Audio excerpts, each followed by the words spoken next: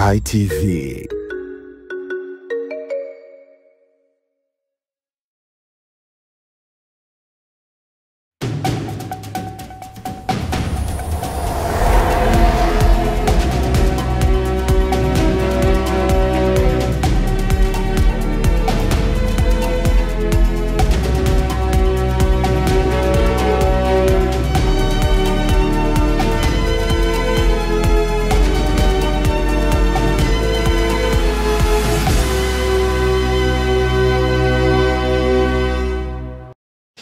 Na moja kwa moja kutoka Dodoma, Tanzania. Huwa gani ujambo na karibu sana katika ulimwengu wa habari kutoka hapa Sky TV. Miongoni mwa habari muhimu ambazo tunazo usiku wa leo ni pamoja na Rais Dr. Hussein Ali Mwinyi azindua baraza la 11 la wawakilishi huku akitoa mwelekeo wa serikali yake. Katika habari za kimataifa, Roma atoa amri kwa mamlaka saa 48 kuachilia wafungwa baada ya uchaguzi. Na katika michezo, rais wa TFF atembelea kambi ya taifa ya Forza. Naam, hujambo na karibu mtazamaji wa Sky TV popote pale ambapo upo. Mimi ni Maliango Mugeta na huu ni ulimwengu wa habari. Karibu. Rais wa Zanzibar na mwenyekiti wa Baraza la Mapinduzi Dr. Hussein Ali Mwinyi amezindua baraza la 11 la wawakilishi Zanzibar mapema leo tarehe 10 Novemba 2025 Chukwani, wilaya Magharibi B. Undani wa taarifa hii tunaungana naye Zine Msimwa. Akizungumza leo tarehe 10 Novemba 2025 katika ukumbi wa Baraza la Wawakilishi Chukwani, Unguja, Rais Mwinyi amesema serikali itaendelea kutekeleza ilani ya CCM 2025-2030 pamoja na ahadi za kampeni na kuendeleza mafanikio yaliyopatikana katika kipindi cha kwanza cha awamu ya 8. Aidha, mikopo kutoka serikali za mitaa itatolewa kwa mgawanyo wa 40% kwa vijana, 40% kwa wanawake na 20% kwa watu wenye ulemavu. Vile vile serikali itatoa mikopo kwa wajasiriamali wakubwa ili kuwawezesha kuwaajiri vijana. Serikali pia itaendelea kujenga masoko mapya kwa ajili ya wafanyabiashara wadogo na wajasiriamali katika maeneo mbalimbali yakiwemo Kibanda Maiti, kwa Haji Tumbo, Fuoni, Kinyasini na kukamilisha ujenzi wa soko la Mombasa ili kuwawezesha kufanya shughuli zao katika mazingira bora. Amesema serikali itaendeleza mageuzi ya kiuchumi kwa kuimarisha sekta za uzalishaji, uwekezaji, sekta binafsi na matumizi ya teknolojia za kisasa, ikiwa na lengo la kuongeza ukuaji wa uchumi kutoka 7% hadi 10% kwa mwaka, kudhibiti mfumuko wa bei chini ya 5%, kuzalisha ajira mpya 350,000 na kuongeza kipato cha wananchi hadi dola 1880 kufikia mwaka 2030. Mheshimiwa Spika, kwa kuzingatia kuwa ukuaji uchumi ni chachu ya kuleta maendeleo endelevu na ustawi wa wananchi, serikali katika kipindi hiki cha pili cha awamu ya 8 itahakikisha ukuaji wa uchumi unafungamana na uimara wa sekta za uzalishaji, kuwepo kwa fursa za uwekezaji, upatikanaji wa mitaji na ushirikishwaji wa sekta binafsi. Katika kufikia dhamira hiyo, serikali itaendelea kuimarisha hali ya uchumi kwa kuchukua hatua mbalimbali zikiwemo kuwajengea mazingira wezeshi wananchi wanaoishi kwa kipato cha chini ili kuwawezesha kujikimu kwa huduma za msingi. Pamoja na mambo mengine, serikali itachukua hatua za kudhibiti mfumuko wa bei kuwa chini ya 5% kwa mwaka, kuongeza ukuaji wa pato la taifa kutoka 7% hadi kufikia 10% kwa mwaka, kuzalisha fursa mpya za ajira 350,000 na kuongeza kipato cha mwananchi kutoka dola za Kimarekani 1241 sawa na shilingi milioni 3.2 hadi dola za Kimarekani 1880 sawa na shilingi milioni 4.8. Katika sekta ya afya, serikali itajenga hospitali 4 za mikoa, kuendeleza ujenzi wa hospitali ya Saratani Binguni na kuboresha hospitali ya Mnazi Mmoja. Katika sekta ya afya, serikali ina lengo la kuendeleza mafanikio yaliyopatikana kwa kujenga hospitali 4 mpya za mikoa ya Kusini Unguja, Kaskazini Unguja, Kusini Pemba, na Kaskazini Pemba, kuimarisha upatikanaji wa dawa, vifaa tiba na vitendanishi, kuendelea na ukarabati wa hospitali ya Mnazi Mmoja, kujenga hospitali ya rufaa ya kufundishia ya kisasa Binguni, kuendeleza ujenzi wa hospitali ya wagonjwa wa akili Pemba, na kuimarisha miundombinu ya upatikanaji wa huduma bora za afya ya msingi ikiwemo ujenzi na ukarabati wa vituo vya afya.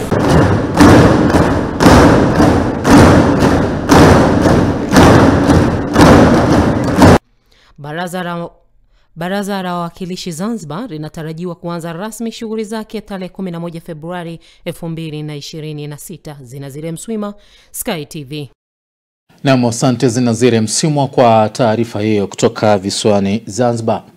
Bunge la 13 la Jamhuri ya Muungano wa Tanzania linatarajiwa kuweza kuanza kikao chake cha ufunguzi kesho Novemba 11 jijini Dodoma, ambapo kwa wabunge wote kula kiapo. Taarifa hii inaletwa kwenu na Ibrahim Jamal. Tarehe 10 mwezi wa 11 mwaka 2025 ni siku yenye uzito wa kihistoria katika siasa za Tanzania. Ni katika bunge la 13 la Jamhuri ya Muungano wa Tanzania lenye wabunge takribani 321 kutoka Tanzania bara, visiwani na viti maalum. Bunge hili linafunguliwa rasmi likiwa ni ishara ya mwanzo wa safari mpya ya uwakilishi, uwajibikaji na utumishi kwa wananchi chini ya serikali ya awamu ya 6. Vyama ambavyo vimepenya katika viunga vya bunge hilo ni Chama cha Mapinduzi CCM chenye wabunge zaidi ya 300, ACT Wazalendo wabunge 4, pamoja na Chauma chenye mbunge mmoja. Sky TV imepata wasaa wa kuzungumza na baadhi ya wabunge wateule wakiwa katika viunga vya bunge hilo. Kwa uwakilishi wangu wa hapa bungeni kwa miaka 5, nikimaanisha 2025 mpaka 2030, nikihakikisha kwamba tunaendeleza harakati zinazofanyika, lakini pia kuunga juhudi ambazo zilishaanza katika kuhakikisha elimu inapatikana kwa wote, hasa fursa sawia za kujifunzia.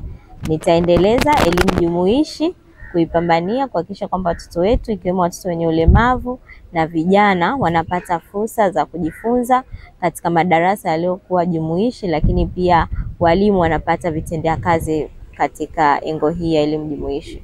Mabadiliko makubwa yamejitokeza kwani kupitia sera ya elimu ya mwaka 2013 toleo la 2023 tumeweza kuona kwamba mabadiliko mengi yamejitokeza, kwani serikali pia imekuja na miongozo ikiwepo mwongozo wa elimu majumbani, kwamba hata watoto wenye ulemavu ambao wanashindwa kufika shule, walimu hupata chance ya kwenda kuwafundisha watoto hawa majumbani kwao. Kwa hiyo ni moja ya step kubwa ambayo sisi kama taifa tumeifanya. Tegemea kuwatumikia wananchi wangu wa jimbo la Kigoma Kusini kwa weledi mkubwa, kwa sababu wameniamini, lakini pia wamenipa uaminifu mkubwa sana kwao. Kwa hiyo nina imani nitakwenda kuwatendea haki kwa yale yote niliyoyaahidi kipindi nikiwa naomba kura. Niliainisha vipengele vitatu kwamba nitahakikisha sana kuwatumikia wananchi, sio kujitumikia mimi. Niseme kwamba kweli nimefurahi sana kupata hii nafasi ya kuwawakilisha wanawake kwenye bunge hili la 13. Kwa miaka 7 nimekuwa mwenyekiti wa UWT mkoa wa Dodoma, na nikiwa mwenyekiti wa mkoa tumefanya mambo makubwa sana na wanawake. Ni pamoja na siasa ikiwepo kufanya kampeni na kuletea Chama cha Mapinduzi ushindi mkubwa, lakini pia tumefanya mambo mengi ya kiuchumi. Tumejenga miradi mbalimbali ambayo imekuwa na tija kubwa kwa wanawake mkoa wa Dodoma. Hasa mimi wanawake kunipa hii nafasi na heshima hii, kuniweka kuwa mbunge wao wa viti maalum mkoa wa Dodoma, wawe na matarajio makubwa sana. Matarajio makubwa wanayo kwanza ni kuleta sasa kero zao tulizo nazo, kuleta hapa bungeni tuweze kuzijadili na kuzifanyia kazi. Lakini sio hivyo, nimepanuliwa wigo network kubwa ya kuweza kutafuta hata mapato ya kwa ajili ya kuwasaidia wanawake kujikwamua kiuchumi, kisiasa na kijamii. Kimsingi ninachoweza kusema na ninachoweza kuahidi kwamba mimi nitakuwa mtumishi, nitawatumikia kwa moyo wangu wote, nitajitoa kwa kadiri ambavyo Mwenyezi Mungu atanijalia ili kuhakikisha kwanza na kwenda kusimamia na kusukuma utekelezaji wa ilani ya Chama cha Mapinduzi ya mwaka 25-30 ambayo kimsingi imeainisha maeneo ambayo yatakwenda kuisogeza jimbo la Kilindi kutoka hatua iliyopo sasa kwenda hatua ya juu zaidi kimaendeleo. Nami nitakuwa ni sehemu kiungana na wananchi wangu kuhakikisha kwamba utekelezaji wa ilani unakwenda kufanyika kwa kiwango ambacho kimekusudiwa. Mimi ni Ibrahim Jamali, Sky TV, Dodoma. Naam, ni hatua za kuweka mambo sawa kwa ajili ya kuanza rasmi kwa bunge la 13 la Jamhuri ya Muungano wa Tanzania, na kesho tarehe 11 Novemba 2025. Kila la heri kwa wote ambao wamepata nafasi ya kuingia au kurejea tena bungeni. Naibu Katibu Mkuu anayeshughulikia Katiba na Sheria, Ofisi ya Rais, Katiba, Sheria, Utumishi na Utawala Bora, Serikali ya Mapinduzi Zanzibar, Mzee Ali Haji ameshauri kuangaliwa upya kwa kina sababu ambazo zinapelekea kuongezeka kwa vitendo vya udhalilishaji wa kijinsia ili hatua za kupunguza hali hiyo ziweze kuchukuliwa haraka iwezekanavyo. Sofia Daudi ana taarifa ifuatayo.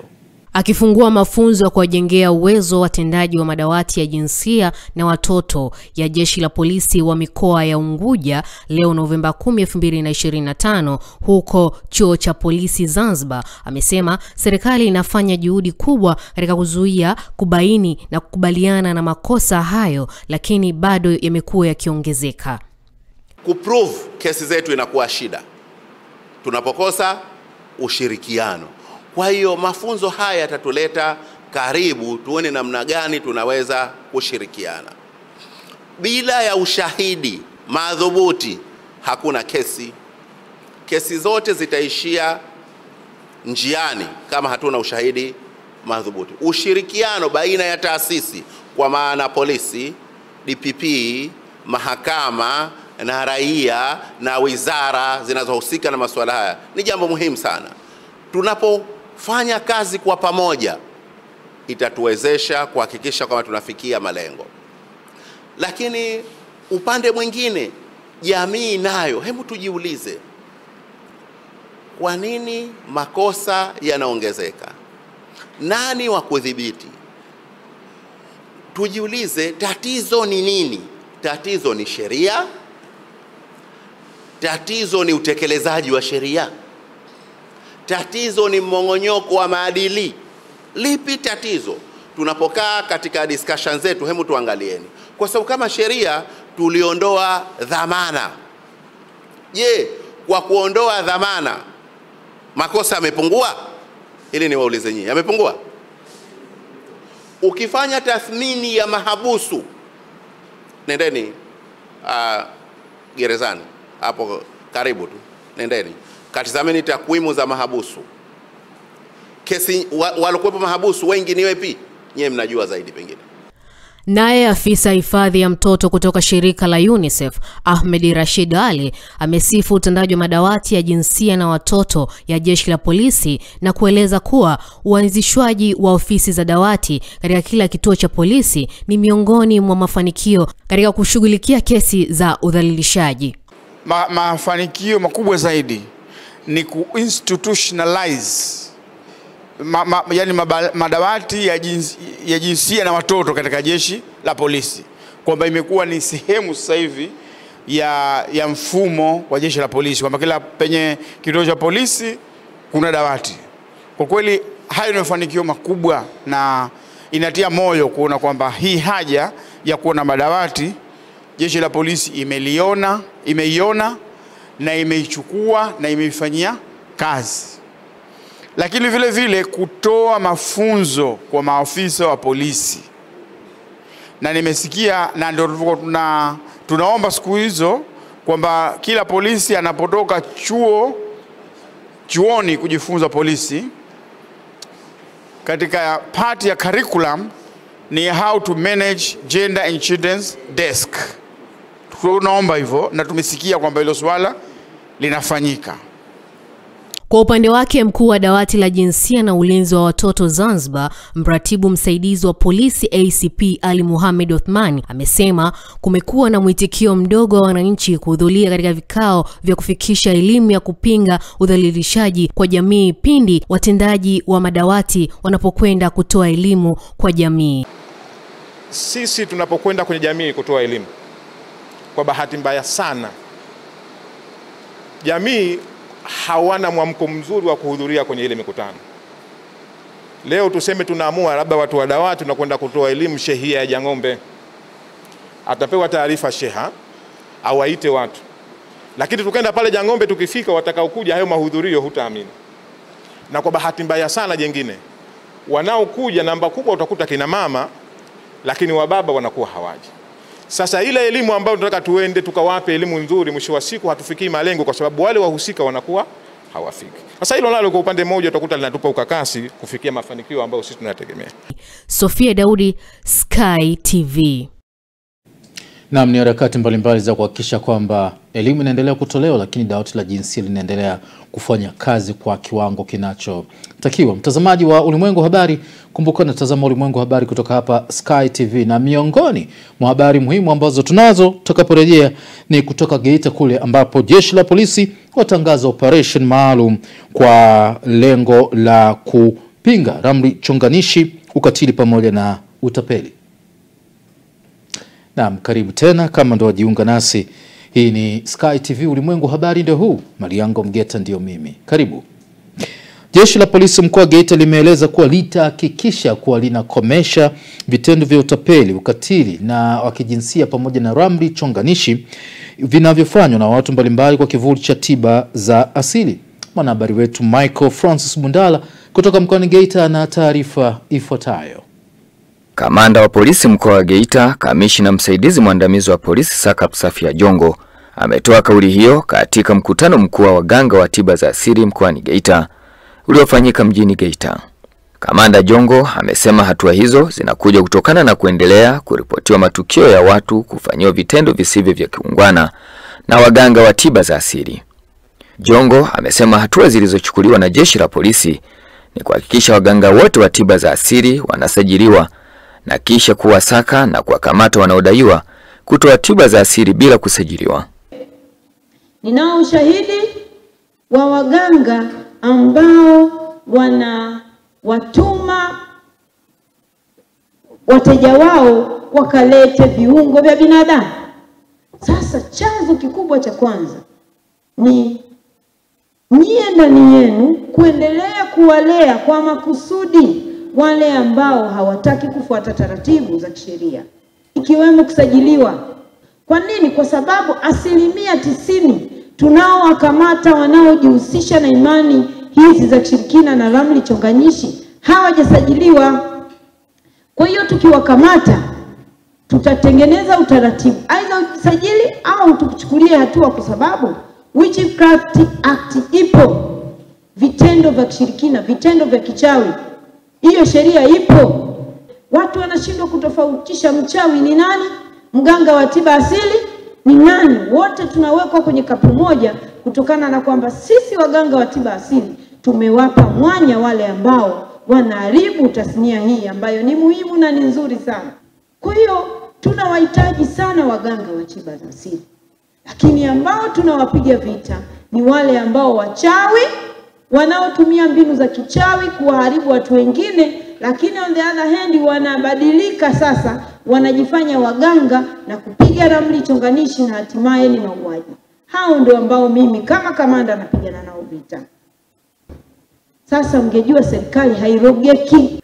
Sisi tuna mbinu zetu za kutumia kukujua wewe unapiga ramli chonganishi.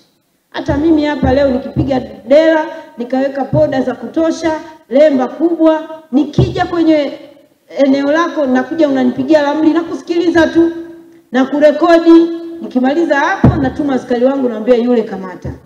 Sasa tukikukamata, 1 hujajisajili, 2 una nyara za serikali, hujafuata taratibu kuzimiliki, 3 umepiga ramli chonganishi, vyote tunaenda na wewe. Kaimu katibu wa tiba za asili mkoa wa Geita Lucas Mlipu amesema chama cha waganga wa tiba asili kipo tayari kutoa ushirikiano kwa jeshi la polisi ili kuwadhibiti wanaochafua tasnia ya tiba asili. Ukifungua kitabu hiki ukurasa 32 amezungumziwa mganga wa tiba asili na tiba mbadala. Kwa namna gani kwamba serikali yetu inatupambania kuitambua tiba asili kisheria. Tunaitambua serikali yetu fika kwa kuunda sheria namba 23 ya mwaka 2002 inayotambua tiba asili na tiba mbadala. Sheria hii inaainisha mganga kusajiliwa, lakini kuna kipengele cha adhabu yule ambaye anafanya kazi kinyume na utaratibu. Licha ya tiba asili kutajwa kuwa na faida kwa watumiaji kwa kupunguza madhara kuliko dawa za kemikali, bado changamoto kubwa inayoisibu tasnia hiyo ni kutoa huduma bila kusajiliwa, jambo linalokemewa na mamlaka hapa nchini. Michael Francis Bundala, Sky TV. Asante Michael Francis Bundala kutoka Geita kwa taarifa hiyo. Sasa tunaelekea jijini Dar es Salaam ambapo huko tunakutana na taarifa ambayo inaeleza kuhusu Chuo cha Taifa cha Usafirishaji NIT kimeanza kuwajengea uwezo walimu wa shule za msingi jijini Dar es Salaam kuhusu ufundishaji wa elimu ya usalama barabarani ili kuwawezesha watoto kutambua hatari ambazo wanakabiliana nazo wakiwa barabarani na njia bora za kuzitatua. Nora Damian huyu hapa na taarifa zaidi. Akizungumza leo wakati wa mafunzo hayo yanayohusisha walimu kutoka katika manispaa 5 za mkoa wa Dar es Salaam, makamu mkuu wa chuo hicho Dr. Zainabu Mshana amesema walimu ni chachu ya mabadiliko na mafunzo hayo yanalenga kuleta matokeo chanya kwa kupunguza ajali za barabarani nchini. Kundi kubwa la watoto sasa hivi wanatumia miundombinu yetu kutoka sehemu moja kwenda sehemu nyingine, na hii miundombinu imetengenezwa kwa namna mbalimbali ambazo bila kuwaelimisha hawa watoto namna ya kutumia hiyo miundombinu ya barabarani, usalama wao hautakuwa mzuri. Kwa hiyo tumeona tutumie nafasi hii kutoa mafunzo kwa walimu hawa wachache ambao wataenda kutusaidia pia kutoa mafunzo kwa walimu wengine waliobakia kule.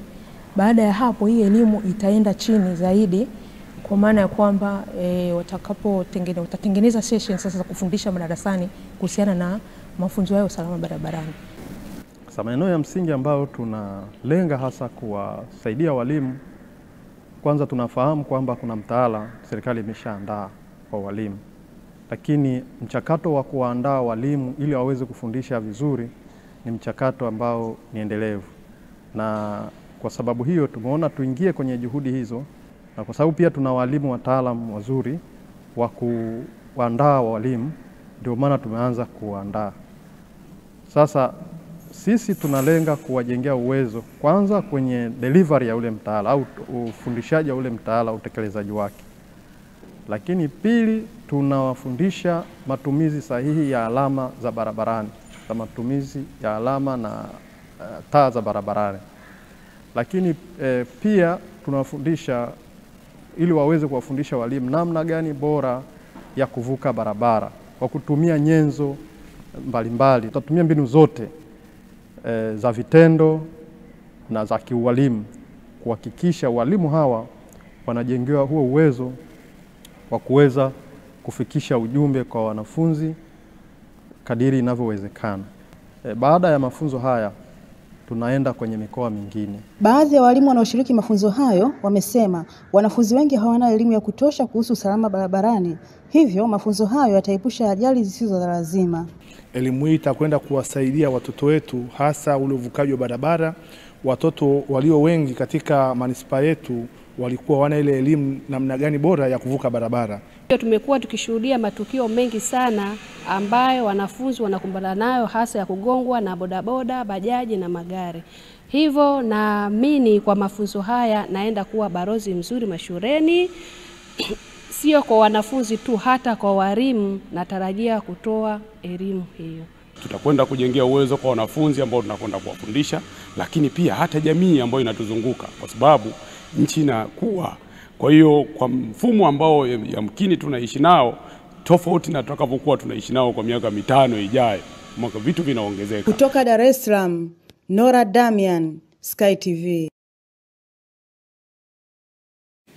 Asante Nora Damian kwa taarifa hiyo kutoka jijini Dar es Salaam. Na sasa tunaelekea jijini Mbeya ambapo taarifa ambayo tunayo kutoka huko ni kuhusu askofu mkuu wa jimbo kuu Katoliki mkoa wa Mbeya Mwasham Gervas Nyaisonga ameongoza ibada maalum ya kuwaombea marehemu na majeruhi walioathirika na vurugu zilizotokea kipindi cha uchaguzi mkuu na baada ya uchaguzi mkuu uliofanyika Oktoba 29. Upendo Kibetile ana undani wa taarifa hii. Ibada hiyo imefanyika katika kanisa la Bikira Maria wa Fatima Mwenjero, jimbo kuu la Mbeya, ambapo Askofu Nyaisonga ameeleza malengo 6 ya kufanya ibada hiyo, ikiwa ni pamoja na kumwomba Mungu kuwasaidia kuwapata waliopotea kwenye vurugu hizo. Madhumuni ya misa hii yako 6. Kwanza, kuwaombea marehemu waliopoteza maisha kutokana na migogoro ya uchaguzi mkuu wa taifa letu, na kupitia misa hii tuwape pole wafiwa. Lengo la pili ni kuwaombea majeruhi waliojeruhiwa kwa namna mbalimbali kutokana na migogoro ya uchaguzi mkuu, na kuwapa pole walioathiriwa na matukio haya. Lengo la tatu ni kumwomba Mungu asaidie jitihada za kuwapata waliopotea kutokana na migogoro hiyo. Askofu Nyaisonga amesema wanatoa pole kwa wahanga wote kwa lengo la kuonyesha upendo na heshima, kwani binadamu wote wanatakiwa kupewa heshima. Poleni sana waombolezaji wote. Tunatoa pole kuonyesha upendo na heshima kwa wahanga, kwani tunajua kuwa kila mwanadamu anastahili heshima katika hali yoyote ile na katika tuhuma zozote zile asizoweza kuzikataa, kwani ameondolewa uhai kabla ya kujitetea. Tunasukumwa na imani kuwa Mungu alimuumba mwanadamu kwa sura na mfano wake. Tuna wajibu wa kuheshimu kazi ya Mungu. Raha milele wape Bwana. Wapumzike kwa amani.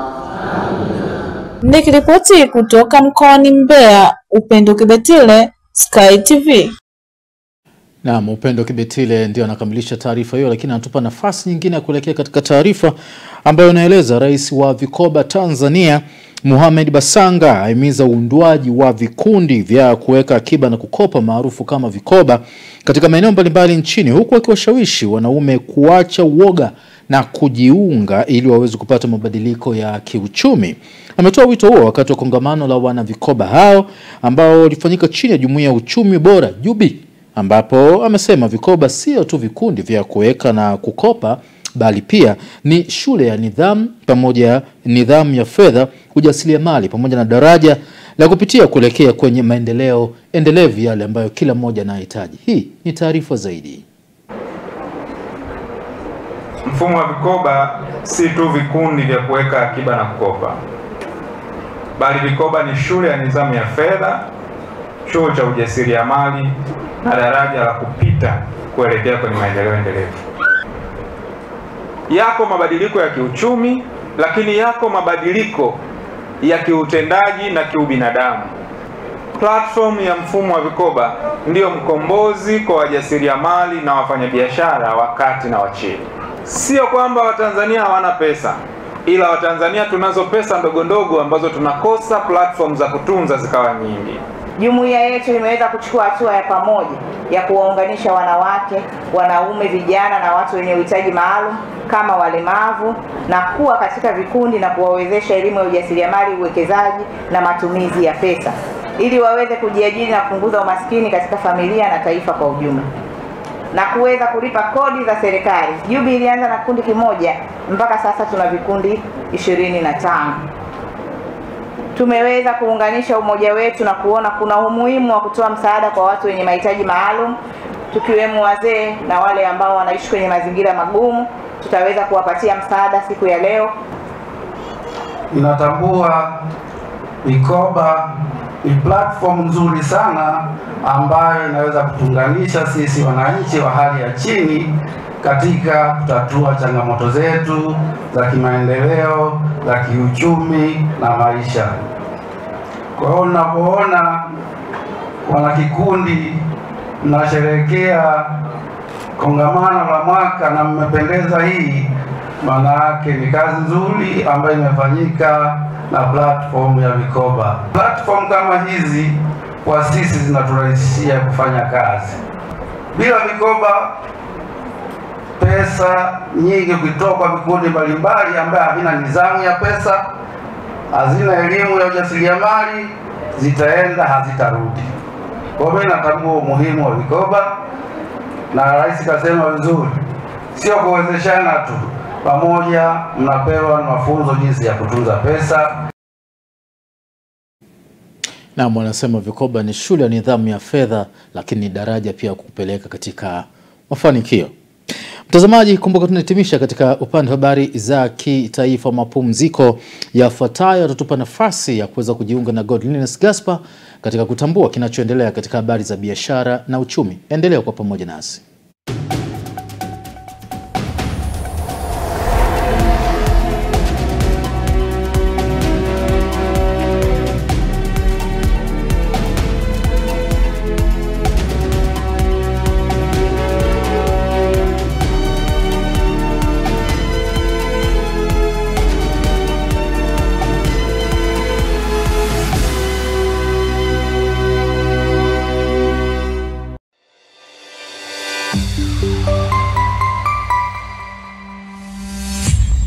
Sky TV.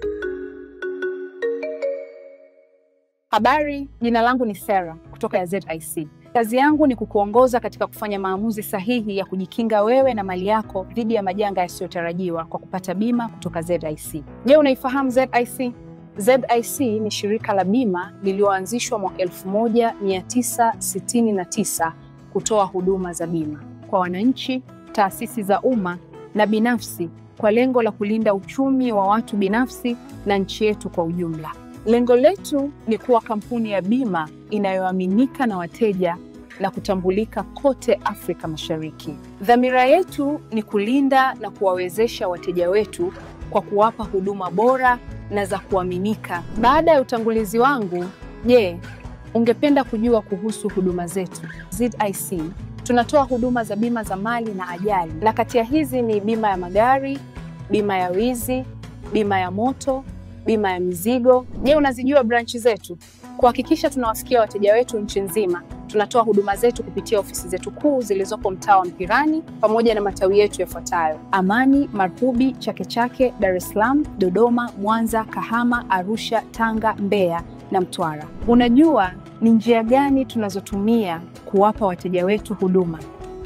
Tunatoa huduma kupitia ofisi zetu, kupitia mawakala na madalali wa bima waliosajiliwa na Mamlaka ya Bima Tanzania, kupitia mawakala wa Bank Assurance, na pia kupitia mitandao ya simu kupitia Voda Bima na Mix by Yas. Karibu ufurahie huduma zetu kwa masaa 24. Tunakujali.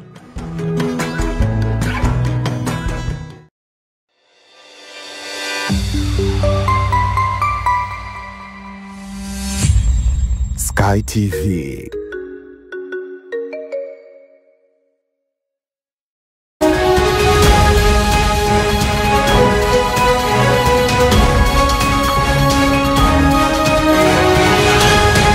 Biashara na uchumi.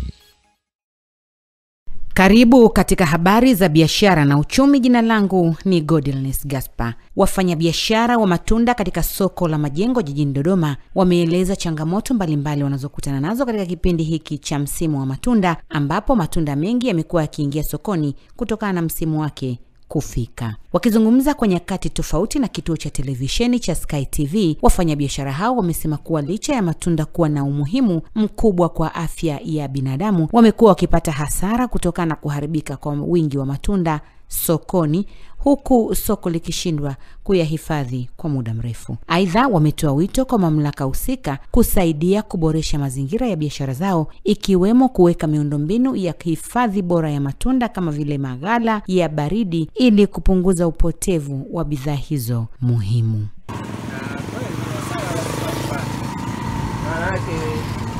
Kweli niataka ndizi zangu, hata maparachichi yameoza.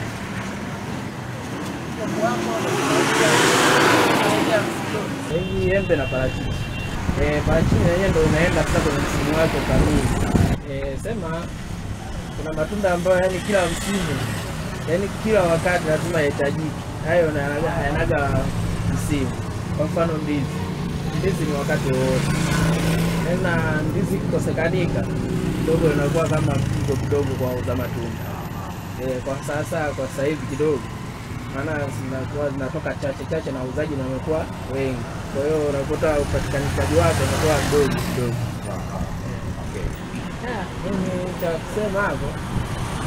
Kidogo tunaomba watu saidie kwenye ongezeko tu wa masokoni huko. Wafanya biashara wenzetu ambao wanafanya tunakuwa huko. Waongezee kwa namna moja au nyingine. Maana hisi sasa hivi wanasema usafiri na pale mafuta yakisema alipanda. Wengine ndio huko wanasema shambani, vitu vimekuwa kidogo namna gani. Sasa hizi ndizi na vingine lakini maembe tayari ya kutosha. Na wengine kama hivyo walipopata hasara kidogo wengine wanasimama. Lakini kupatikanika yanapatikana. Bwana, japo na kuonekana matunda yameingia sokoni japo ni machache. Kiuhalisia biashara bado inakuwa nyingi. Watu hawapo, labda useme kwamba labda yakiwepo sokoni machache yanaweza yakatoka kwa haraka, lakini hapana. Bado inaonekana kuna athari ipo katika ndani ya nchi yetu. Kwa hiyo ule uhalisia maana wa biashara kutoka kwa haraka bado haujakata. Huu ni msimu wa matunda. Hapa msimu sasa hivi kuna msimu wa maembe. Msimu wa maembe huu kwa sababu msimu uliotoka wa machungwa. Na ukaja wa parachichi, sasa hivi tumeingia kwenye msimu wa maembe. Embe zenyewe kwa sasa hivi zimeshafikia katikati.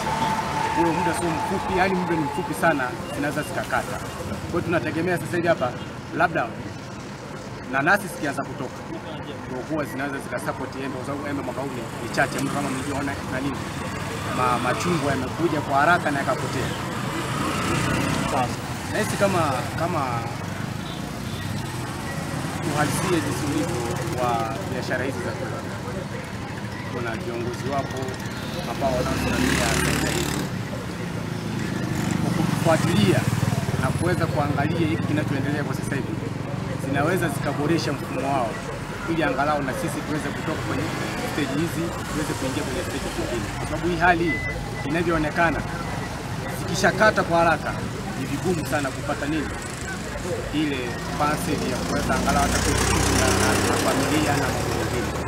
Na sasa tutazame viwango vya kubadilisha fedha kutoka Benki Kuu ya Tanzania BOT, ambapo Novemba 10 mwaka huu 2025 dola ya Marekani imenunuliwa kwa shilingi 2439 na senti 3 na kuuzwa kwa shilingi 2463 na senti 7. Paundi ya Uingereza imenunuliwa kwa shilingi 3200 na senti 9 na kuuzwa kwa shilingi 3232 na senti 9. Euro ya Ulaya imenunuliwa kwa shilingi 2819 na senti 6 na kuuzwa kwa shilingi 2847 na senti 8. Randi ya Afrika Kusini imenunuliwa kwa shilingi 140 na senti 6 na kuuzwa kwa shilingi 142 na senti 0. Shilingi ya Kenya imenunuliwa kwa shilingi 18 na senti 8 na kuuzwa kwa shilingi 19 na senti 0. Na shilingi ya Uganda imenunuliwa kwa shilingi 0 na senti 6 na kuuzwa kwa shilingi 0 na senti 7. Na huo ndio mwisho wa habari za biashara na uchumi. Jina langu ni Godiness.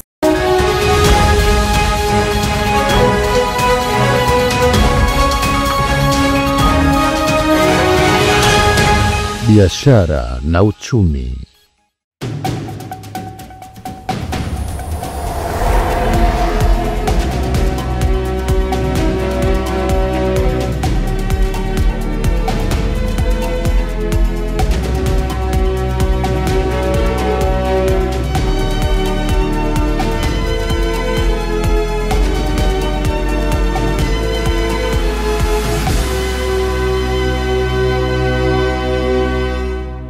Na ndivyo ambavyo wanakamilisha Godliness Gaspar katika habari za biashara pamoja na uchumi, mtazamaji wa Sky TV. Na sasa natupa nafasi ya kuweza kujiunga na Pius Jayunga katika kutambua katika habari za kimataifa nini ambacho kinaendelea, lakini hii yote ni baada ya mapumziko yafuatayo.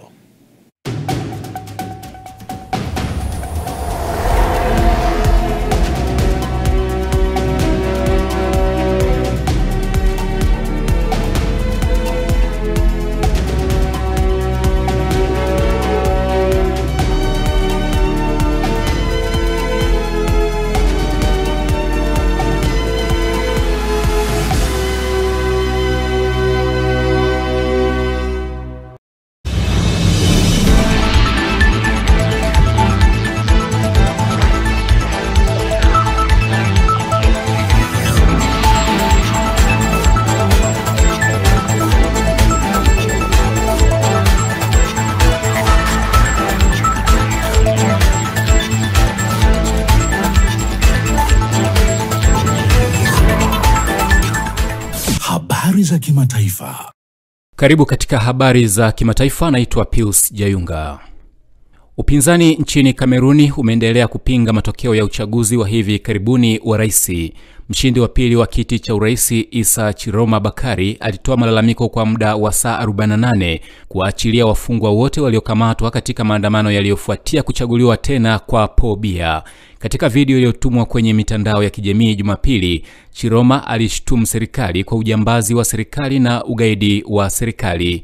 Chiroma aliibuka wa pili katika uchaguzi wa urais kwa 35.19% ya kura, akimaliza nyuma ya Paul Biya aliyepata 53.66% kulingana na matokeo rasmi. Lakini kiongozi huyo wa upinzani anajiona kuwa rais mteule wa Kameruni.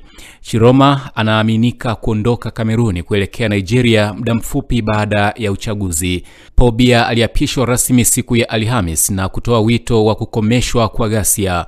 Ikiwa kauli yake ya mwisho haitaheshimiwa, Chiroma alionya mamlaka kwamba watu wa Kameruni watajisikia huru sio tu kujilinda bali pia kufanya kila linalowezekana kulinda watoto wao na kuwaokoa popote walipo. Kwingineko, machafuko yamesababisha vifo vya wafungwa 31 gerezani huko Ecuador. Wafungwa hao waligunduliwa wamekufa kwa kukosa hewa kwa sababu ya hali inayoashiria kujinyonga au kunyongwa. Hayo yamesemwa na mamlaka ya gereza SNAI na kueleza kuwa wafungwa 27 waligunduliwa siku ya Jumapili jioni. Kulingana na maafisa hao, wafungwa hao walikufa kwa kukosa hewa kwa sababu ya kujinyonga au kunyongwa, lakini haijabainika kikamilifu matukio yaliyosababisha vifo vyao. Awali mamlaka hiyo iliripoti kwamba wafungwa 4 waliuawa wakati wa machafuko ndani ya gereza lililoko mji wa pwani ya Ecuador, Machala. Mamlaka hiyo imesema idara husika zimeshaanza uchunguzi kuhusu kisa hicho. Watu wengine 34 walijeruhiwa wakiwamo maafisa wa polisi wakati wa machafuko hayo. Na hatimaye, rais wa mpito wa Syria Ahmed al-Sharaa anatarajiwa kukutana na rais wa Marekani Donald Trump leo katika ikulu ya White House. Ziara ya al-Sharaa inajiri siku chache tu baada ya Marekani kuondoa vikwazo dhidi yake. Hii itakuwa mara ya kwanza kwa rais wa Syria kuzuru Washington tangu taifa hilo lilipopata uhuru mwaka 1946. Mazungumzo ya Trump na al-Sharaa yanatazamiwa kujikita kwa Syria kujiunga na muungano unaoongozwa na Marekani dhidi ya wanamgambo wa kundi linalojiita dola la Kiislamu IS. Mnamo mkesha wa mkutano huo, serikali ya Damascus ilisema ishaanza operesheni kubwa dhidi ya wanamgambo wa IS. Mwisho wa habari za kimataifa. Naitwa Pius Jayunga.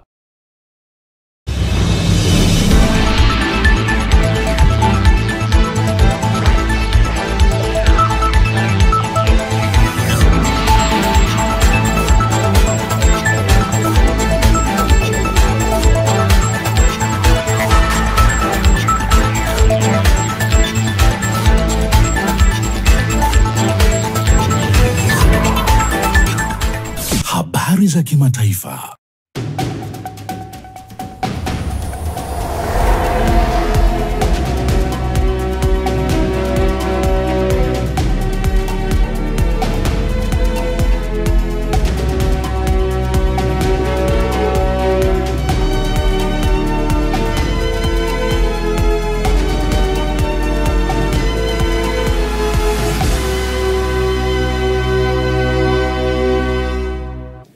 Pius Jayunga ndio anakamilisha upande wa habari za kimataifa. Mapumziko yanayofuata katika ulimwengu wa habari yatatuunganisha moja kwa moja na Lai Saidi katika habari za michezo na burudani. Endelea kuwa nasi.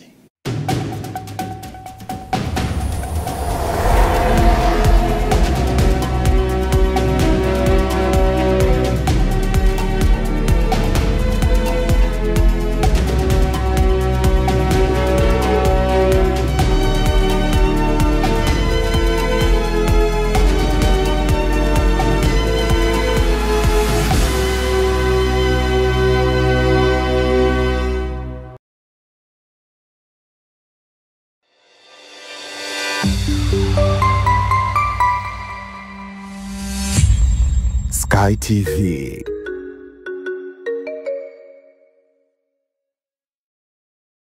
Habari, jina langu ni Sarah kutoka ya ZIC. Kazi yangu ni kukuongoza katika kufanya maamuzi sahihi ya kujikinga wewe na mali yako dhidi ya majanga yasiyotarajiwa kwa kupata bima kutoka ZIC. Je, unaifahamu ZIC? ZIC ni shirika la bima lililoanzishwa mwaka 1969 kutoa huduma za bima kwa wananchi, taasisi za umma na binafsi kwa lengo la kulinda uchumi wa watu binafsi na nchi yetu kwa ujumla. Lengo letu ni kuwa kampuni ya bima inayoaminika na wateja na kutambulika kote Afrika Mashariki. Dhamira yetu ni kulinda na kuwawezesha wateja wetu kwa kuwapa huduma bora na za kuaminika. Baada ya utangulizi wangu, je, ungependa kujua kuhusu huduma zetu? ZIC tunatoa huduma za bima za mali na ajali, na kati ya hizi ni bima ya magari, bima ya wizi, bima ya moto, bima ya mizigo. Je, unazijua branchi zetu? Kuhakikisha tunawafikia wateja wetu nchi nzima, tunatoa huduma zetu kupitia ofisi zetu kuu zilizopo mtaa wa Mpirani pamoja na matawi yetu yafuatayo: Amani, Marhubi, Chake Chake, Dar es Salaam, Dodoma, Mwanza, Kahama, Arusha, Tanga, Mbeya na Mtwara. Unajua ni njia gani tunazotumia kuwapa wateja wetu huduma? Tunatoa huduma kupitia ofisi zetu, kupitia mawakala na madalali wa bima waliosajiliwa na Mamlaka ya Bima Tanzania, kupitia mawakala wa Bank Assurance na pia kupitia mitandao ya simu kupitia Voda Bima na Mix by Yas. Karibu ufurahie huduma zetu kwa masaa 24. Tunakujali.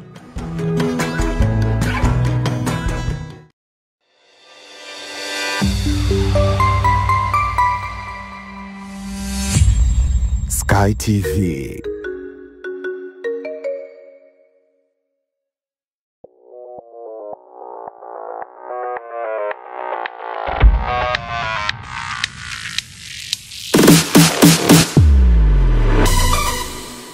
Habari za michezo na burudani. Michezo na burudani inaletwa kwenu na ZIC.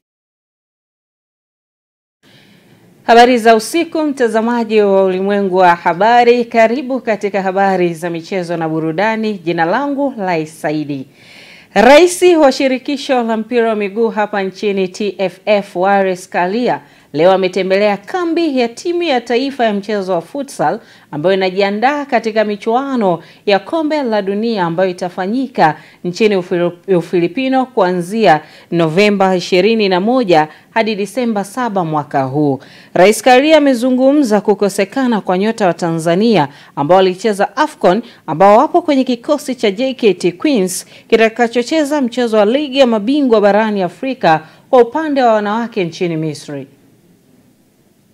Nimezungumza na mwalimu ameridhika na matayarisho ambayo tumefanya, kwa sababu timu imekaa karibu mwezi mmoja kule Filbert Bay ikiwa kambini, lakini pia kulikuwa na wasiwasi kuhusu timu yetu iliyoshiriki AFCON ya futsal. Ni tofauti kutokana na mwingiliano wa mashindano.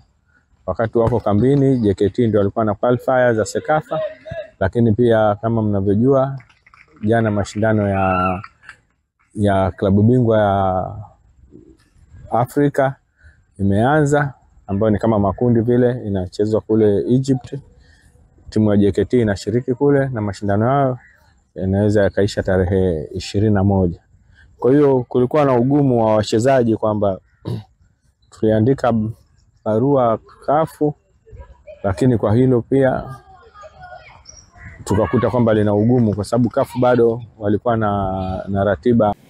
Timu ya Gunners FC ambayo inashiriki ligi daraja la kwanza kutoka hapa mkoani Dodoma imeendelea na maandalizi katika kuelekea michezo mitatu ya ligi ya daraja la kwanza, ambapo afisa habari wa kikosi hicho ameweza kuzungumzia maandalizi na lini kikosi kitaondoka kuelekea pale kuelekea mkoani Geita kwa ajili ya kuwakabili Geita Gold. Hali ya kikosi cha Gunners iko vizuri, tunaendelea na mazoezi. Lakini zaidi tunajiandaa kwa ajili ya mechi za ugenini ambazo itakuwa dhidi ya Geita Gold kule Geita, lakini baada ya Geita tuna safari ya kwenda Njombe kwa ajili ya kupambana na Hausung. Baada ya Hausung tutakwenda kule Arusha kwa ajili ya kupambana na Mbuni. Ya mipango iko vizuri na timu iko katika morali kwa ajili ya kuchukua pointi 3 kwa ajili ya mechi za ugenini.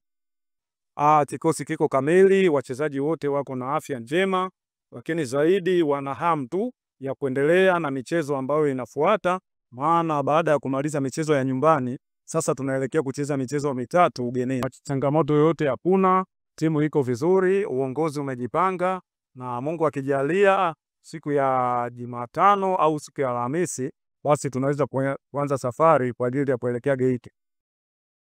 Kimataifa, kikosi cha timu ya taifa ya Nigeria The Super Eagles huenda usiku wa leo kikaanza mazoezi kwa ajili ya kuelekea mechi ya mchujo ya kuwania kufuzu kombe la dunia kwa mwaka 2026 dhidi ya Gabon, ambayo itachezwa siku ya Alhamisi ya Novemba 13. Kwa mujibu wa gazeti la Daily Post la Nigeria, mpango wa mazoezi ya kwanza ya The Super Eagles leo usiku umetokana na idadi kubwa ya wachezaji walioitwa kikosini kuchelewa kufika kambini, huku wachezaji 10 pekee wakiripoti hadi sasa. Miongoni mwa wachezaji walioripoti kambini ni pamoja na Kapteni William Trust Ekong, Calvin Basal, Alex Iwobi, Samuel Chukwueze na Tolu Olokodare. Wengine ni Olakunle Oruseguni, Wilfred Ndidi, Moses Simon, Benjamin Frederick pamoja na Chidozie Awaziem. Taarifa hiyo inatufikisha mwisho wa habari za michezo na burudani. Mariango Mugeta yupo tayari kukamilisha ulimwengu wa habari. Michezo na burudani imeletwa kwenu na ZIC.